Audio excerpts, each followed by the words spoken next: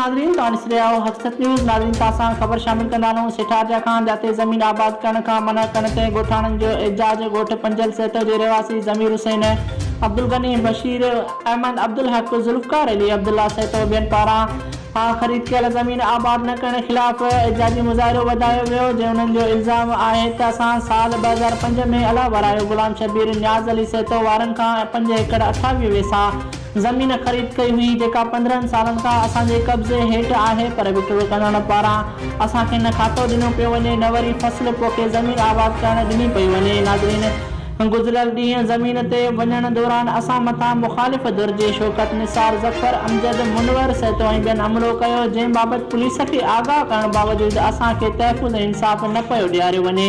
ज़मीन आबाद न थियण करे असांजूं लखे रुपयनि जो नुक़सानु थियण करे मुआशी बहिरान जो शिकार थी विया आहियूं। इंतिज़ामिया को बि तहरीक ऐं फ़ैसिलो वठण लाइ तयारु न आहे। उन्हनि आला अख़्तियारनि खां घुर कई आहे त कंहिं वॾे नुक़सान बचण लाइ फौरी तहरीक वठी असांखे ज़मीन जो खातो ॾियारे मुख़ालिफ़ खे रंडको विझण खां रोकियो वञे। नाज़रीन, रिपोर्ट करे रहियो आहे अल्ताफ़ हुसैन भुट्टो, हक़ीक़त न्यूज़ सिठारिया।